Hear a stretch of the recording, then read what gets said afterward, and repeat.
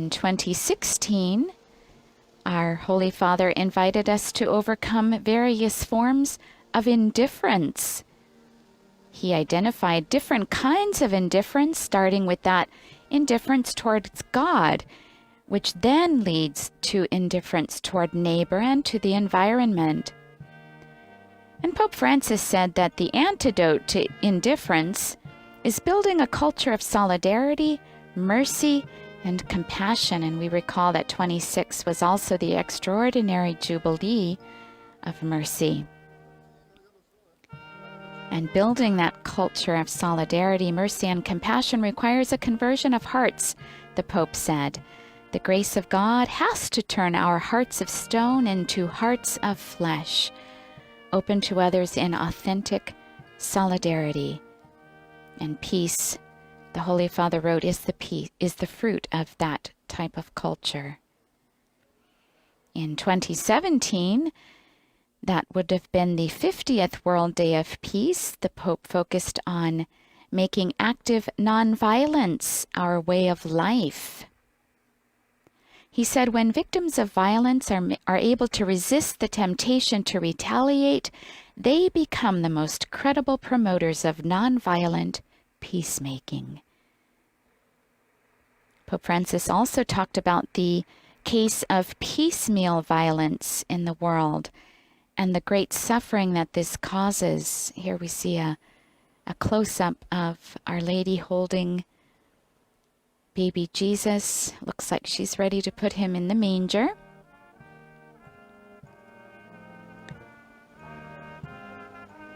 This icon of nonviolence here.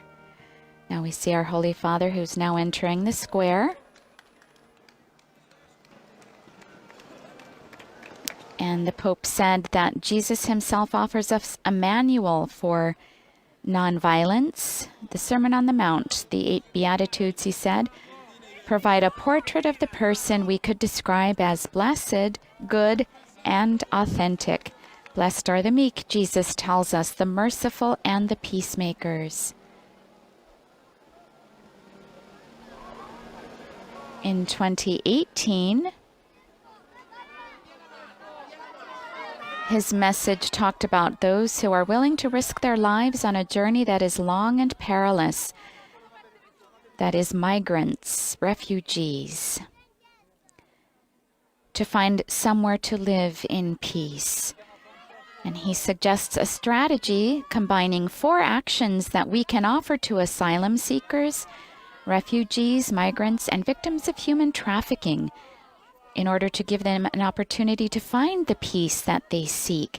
And those actions, he told us, are welcoming, protecting, promoting, and integrating. His last peace message opened with a challenge to those who hold political office and political responsibility.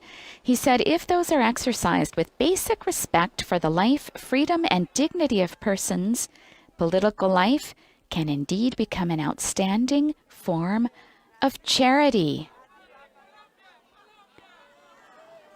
And the Pope confirmed that peace is the fruit of a great political project grounded in mutual responsibility and interdependence of human beings. It's also a challenge that demands to be taken up ever anew.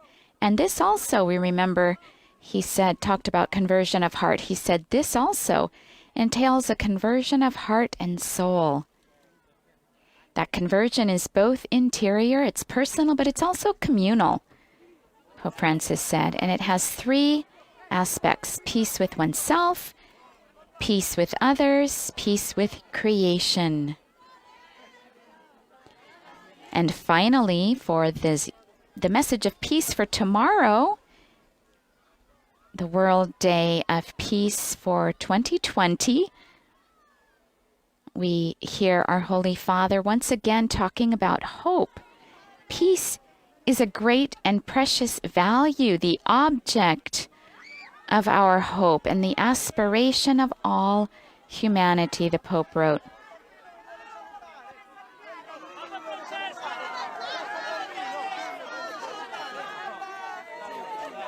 Pope Francis reminds us that peace emerges from the depths of the human heart, and political will must always be renewed so that new ways can be found to reconcile and unite individuals and communities.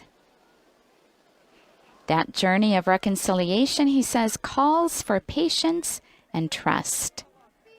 Peace will not be obtained, the Pope writes, unless it is hoped for.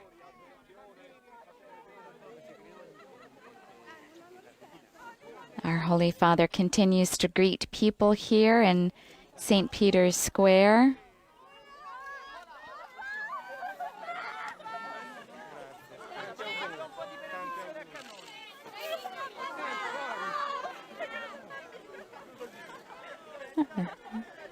Holy Father now blessing and greeting a child who slipped, it looks like, over the barrier there.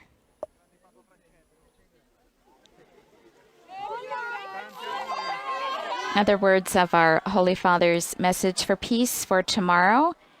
The world does not need empty words, he says, but convinced witnesses, that's you and me, peacemakers who are open to dialogue that rejects exclusion or manipulation.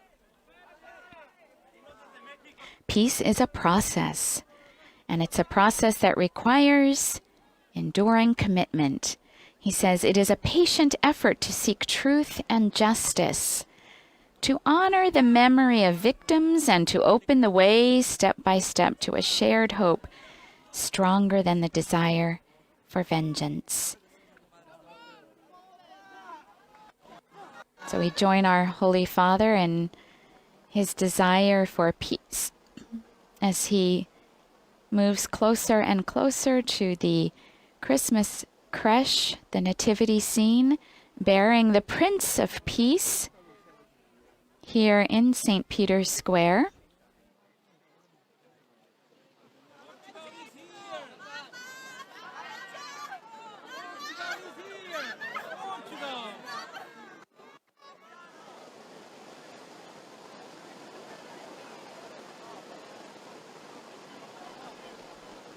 Our Holy Father himself concluding a very busy year.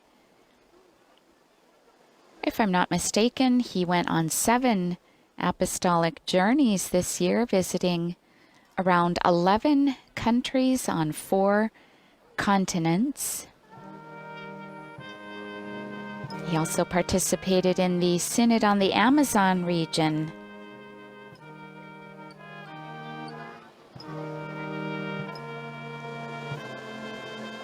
And one of the latest things that he gave to the church is a reflection on the Christmas creche scene in an apostolic letter.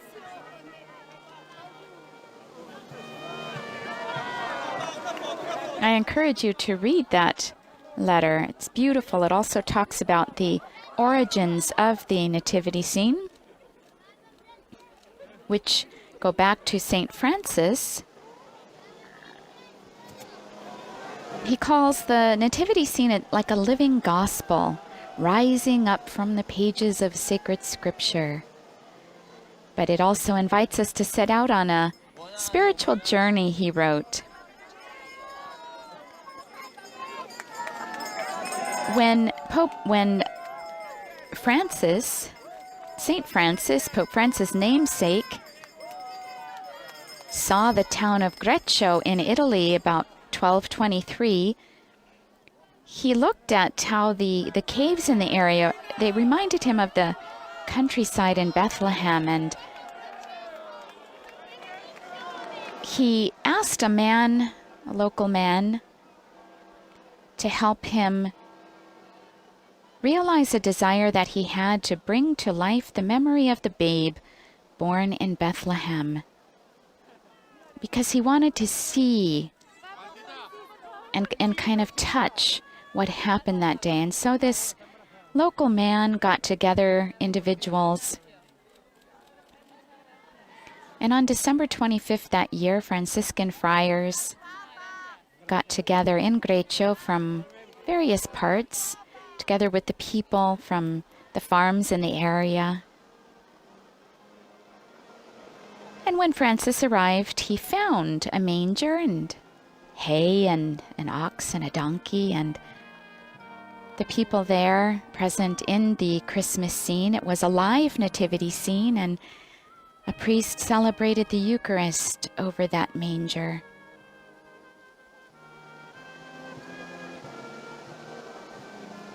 And that gave birth to the tradition of creating Christmas nativity scenes.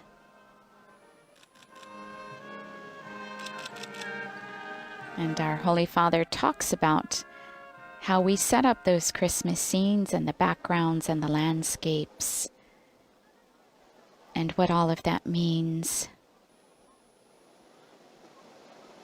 And the figures that we add to the creche.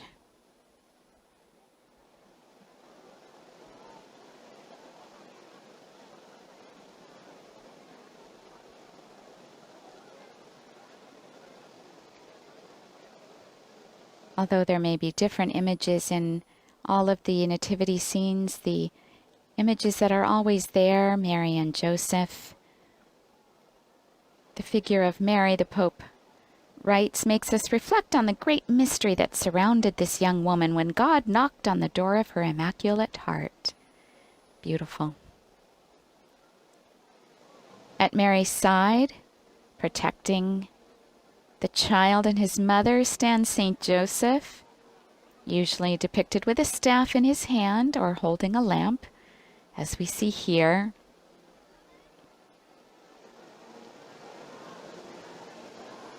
But he said it's when we place the image of the infant Jesus, that's when the nativity scene comes alive.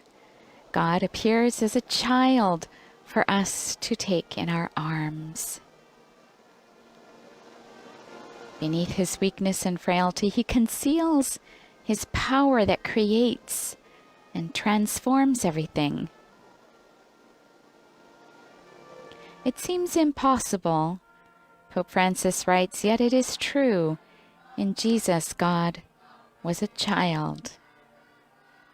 And in this way, he wished to reveal the greatness of his love by smiling and opening his arms to all.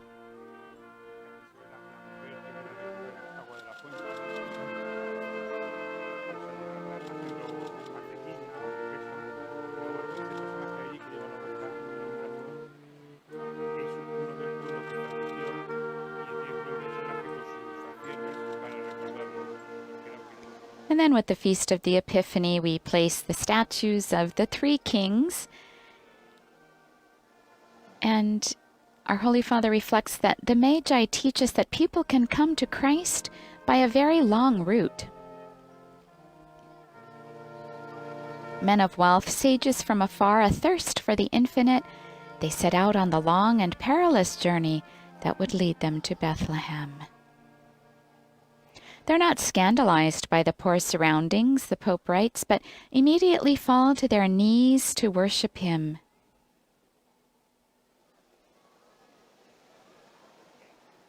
And here, as our Holy Father stands before the Christmas creche, he too, as he writes, is reminded of the time when we are children, and we can't wait to set that creche scene up. Those memories make us all the more conscious of the precious gift received from those who passed down the faith to us. And the Christmas creche is a way of doing that, our Pope reminds us. He says it doesn't matter how the nativity scene is arranged. It can always be the same or it can change. What matters is that it speak to our lives.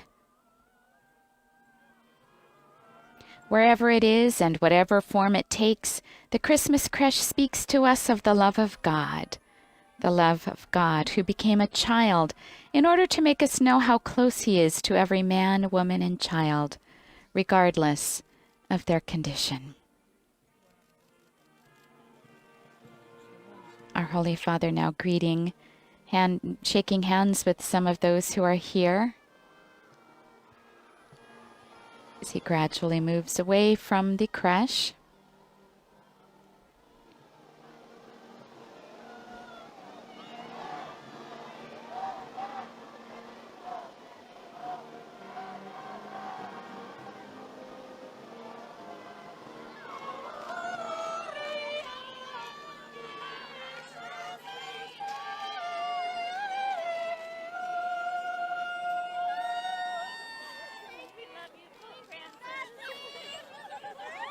An English-speaking group singing and greeting Pope Francis, obviously surprised at how close he is.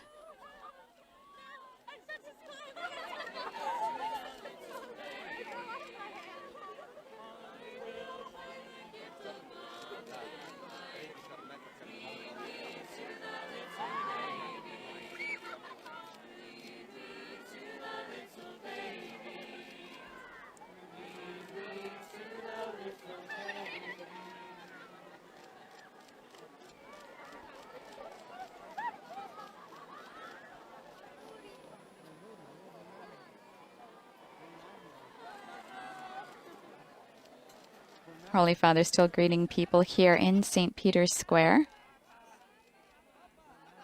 He has just concluded the celebration of First Vespers, as well as the period of exposition and benediction, along with the singing of the Te Deum, which is a tradition in many Catholic communities throughout the world.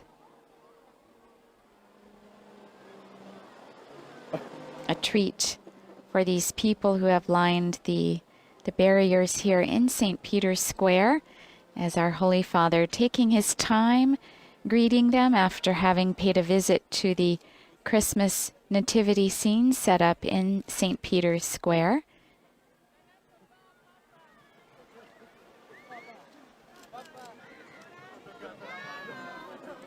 Tomorrow, our Holy Father will be celebrating Mass on the solemnity of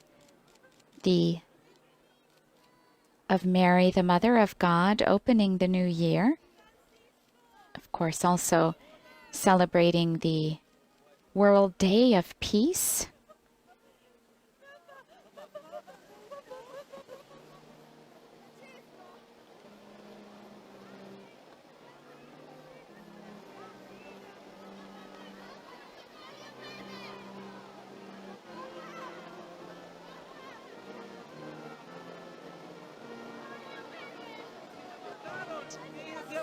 In the sermon today of St. Leo the Great in the Office of Readings,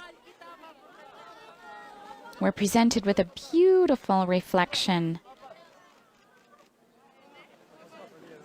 on Jesus, the Prince of Peace.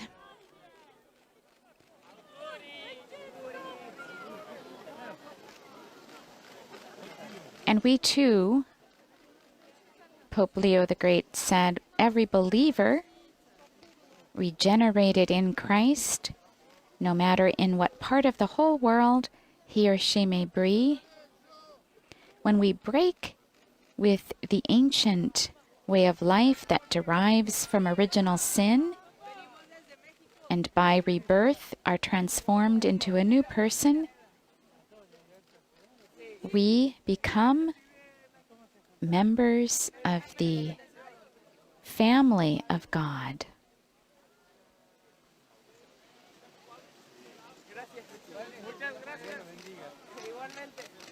We become brothers and sisters to Christ, who became man precisely so that we could become his brothers and that is children of God.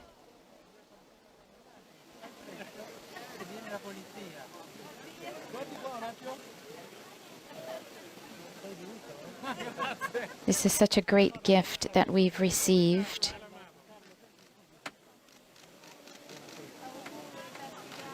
And Pope Leo the Great says it demands appreciation on our part. And he quotes St. Paul the Apostle saying, "We have received not the spirit of this world, but the Spirit which is from God, that we might understand the gifts bestowed on us by God."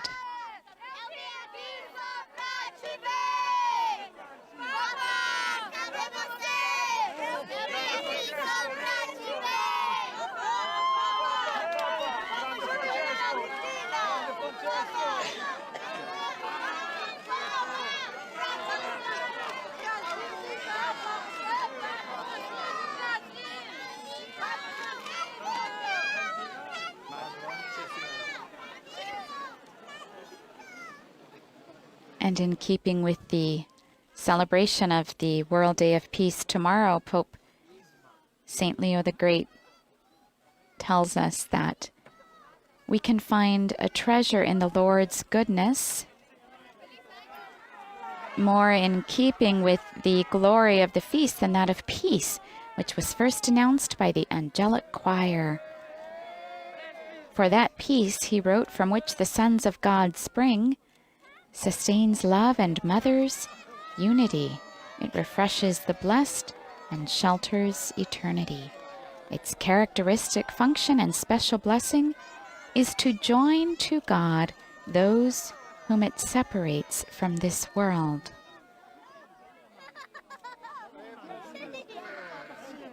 They're one in thought and love. The hearts and minds of those who have been reformed according to one and the same image should be in harmony with one another. And it's so beautiful to be able to see images like this of people from all over the world expressing this unity. A unity created by the Prince of Peace. For Jesus is our peace, and he has made us both one. For whether we are Jew or Gentile, through him we have access to one Spirit in the Father. And with this we now bring to an end the live broadcast of the celebration of evening prayer, or First Vespers, the singing of the Te Deum and adoration and benediction of the Blessed Sacrament presided over by Pope Francis on New Year's Eve for the Solemnity of Mary, the Mother of God. You can find a summary of the Pope's reflections tonight on the Vatican News web portal, Facebook, Instagram, and Twitter accounts. And you can find coverage of other Vatican and world news there as well. On behalf of Vatican Media, I wish all of you a most blessed New Year. Laudetur Jesus Christus. Praised be Jesus Christ.